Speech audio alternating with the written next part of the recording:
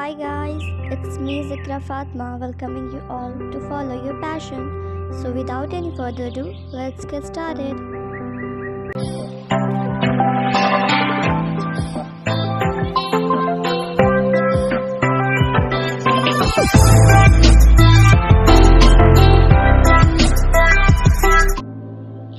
आज हम लोग जापान को वर्ल्ड्स मोस्ट डेवलप्ड कंट्री के नामों में शुमार करते हैं, लेकिन कामयाबी यूं ही नहीं मिल जाती। इसके पीछे बहुत सी मेहनत होती है और जापान की हिस्ट्री किसी से छुपी नहीं। एक कंट्री जो कि तबाह हो चुकी थी, लेकिन आज वो लीडिंग कंट्री है।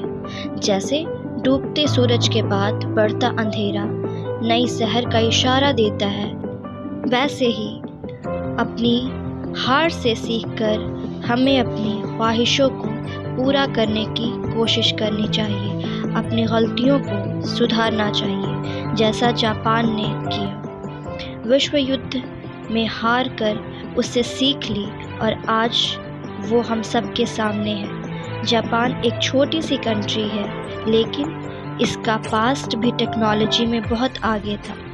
फर्स्ट वर्ल्ड वॉर में भी जापान था, लेकिन वो डायरेक्टली पार्टिसिपेट नहीं कर रहा था। सेकेंड वर्ल्ड वॉर तक जापान काफ़ी बेहतर हो चुका था और अब उसकी कहानी कुछ अलग थी, जिसमें एक तरफ एक्सिस पावर तो दूसरी तरफ एलाइज पावर थी, जिसमें great Britain, USA, Soviet union जैसी पावर शामिल थी।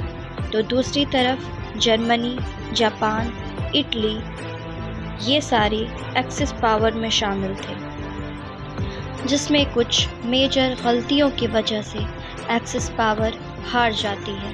पहली गलती तो जर्मनी का ये सोचना कि वो यूएसएसआर को कैप्चर कर सकती है, लेकिन ऐसा हो न सका। जर्मनी ने सारे फोर्सेस यूएसएसआर में भेज दिए, जिसका फ़ायदा ब्रिटेन ने उठाया और जर्मनी को हरा दिया। दूसरी गलती जापान ने की। यूएसए को सुपर पावर बनता हुआ देख जापान को डर लगने लगा कि यूएसए कभी भी उसके ऊपर हमला कर सकता है।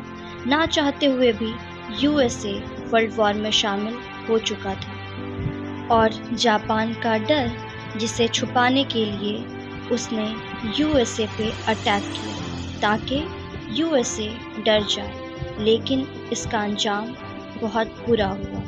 यूएसए का एटॉमिक बम, जो कि अब बन चुका था, उसका फर्स्ट ट्रायल जापान में गिराकर 6 अगस्त 1945 को हिरोशिमा पे और 9 अगस्त को नागासाकी पे किया गया, जिसमें 1,29,000 लोग मारे गए, जिसमें 2,26,000 लोग उसके कांटेक्ट में आ चुके थे, जिसके वजह से आगे बहुत से हेल्थ डिजीज़ हो गए और ये डिजीज़ जेनेटिक थी। एक्सपर्ट ये कहते हैं जो लोग मारे गए वो ज़्यादा खुशकिस्मत थे उनके मुकाबले जो बच गए, क्योंकि जो बीमारी उसके बाद हुई उसके साथ सरवाइव करना मरने से भी ज़्यादा मुश्किल था, क्योंकि इसके वजह से पूरी जनरेशन ख़राब हो गई। जब ये बॉम्ब गिरा तो इसका इम्पैक्ट इतना फास्ट था कि 80,000 लोग इमीडिएट मारे गए। बॉम्ब का वेट लगभग 13 किलो टन का था। जब ये घटना हुई तब तक आग का गोला उत्पन्न हो चुका था, जिसके वजह से टेम्परेचर 4000 डिग्री सेल्सियस तक बढ़ गया, जिसने हिरोशिमा और नागासाकी को बदल दिया। जहां कई बिल्डिंग्स थी, बॉम्बिंग की वॉइस के स्पीड वाइब्रेशन से सारी बिल्डिंग्स तहस नहस हो गई और 1 किलोमीटर के अंदर तक की सारी चीज़ तुरंत ख़त्म हो गई। इंसान का स्किन ऐसे निकल रहा था मानो पानी हो। इस बॉम्बिंग का इम्पैक्ट इतना फास्ट था कि 1 सेकंड के अंदर लोगों का नामो निशान गायब हो गया। जिसके बाद ये दहशत और डर का माहौल पूरे जापान में छा गया और दुनिया ने देखा एक वॉर जिसमें इतने बेकसूरों की जान गई जो कभी ये वॉर नहीं चाहते थे। इस खबर ने सबको हिला दिया और इस वॉर ने सब कुछ ख़त्म कर दिया। हंसते हुए चेहरे की मुस्कुराहट छीन ली। इसके बाद बहुत कुछ सीखा।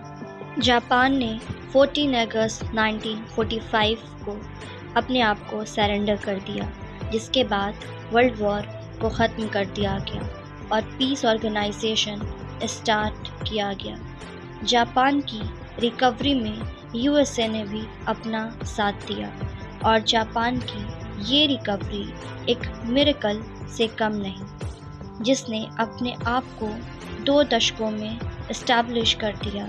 यूएसए ने मदद के लिए 2 शर्तें रखी, जिसमें पहली डीमिलिटराइजेशन थी, जिसमें आर्मी को मजबूत नहीं किया जाएगा ताकि फ्यूचर में जापान किसी पे हमला ना कर पाए, और दूसरी डेमोक्रेसी, क्योंकि उस टाइम में कम्युनिज्म काफ़ी कंट्रियों में स्प्रेड हो रहा था, तो अमेरिका नहीं चाहती थी कि जापान कम्युनिज्म के अंदर दब जाए।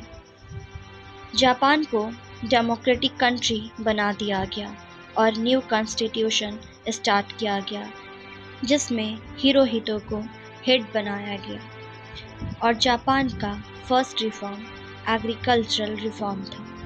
जापान में वॉर से रिलेटेड सारे चीज़ों के प्रोडक्शन पे बैन लगा दिया गया और इससे एग्रीकल्चर रिफॉर्म ने इतना अच्छा रिज़ल्ट दिया कि जापानीज़ लोगों में सेल्फ कॉन्फिडेंस आ गया और अब जापान के डीमिलिटराइज होने के बाद लोगों ने इंडस्ट्रीज़ ज्वाइन करना शुरू कर दिया।